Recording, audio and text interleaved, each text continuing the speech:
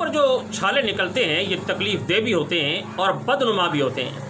शुरू में लबों पर ये खारिश होती है और फिर पानी वाली छोटी छोटी फुंसियाँ निकलती हैं, और जब ये पक जाती हैं तो उनके अंदर लेसदार गाढ़ी पीप पैदा हो जाती है। फिर ये ख़ारिश भी उसके अंदर शदीद हो जाती है, होंठ जो होते हैं ये अकड़ जाते हैं, दर्द भी करते हैं। बाज़ औक़ात ये दर्द जो है ना ये सर तक या कनपट्टी तक जा पहुंचता है।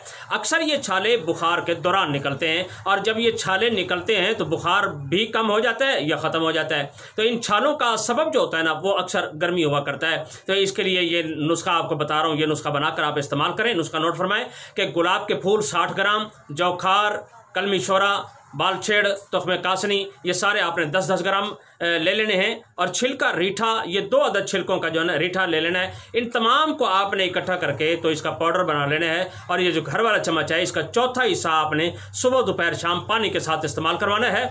और होंठों पर लगाने के लिए एक आप मरहम बना लें कि वैसलीन 50 ग्राम ले लें। और ये जो टूथपेस्ट होती है ना दांतों वाली, ये किसी भी कंपनी की हो, 20 रुपए वाली जो बाज़ार में आम मिल जाती है, ये आपने टूथपेस्ट ले लेनी है। और सुहागा बिरियाँ ये आपने 10 ग्राम ले लेना है। और इनको आपने सबको आपस में मिला लेना है, बस मरहम तैयार हो गई।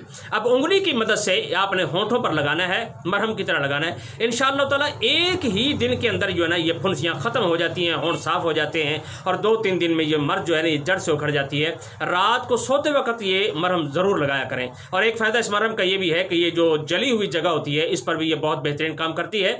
हत्ता के जलने के जो निशानात होते हैं उन निशानात को भी ये मरहम ख़त्म कर देती है।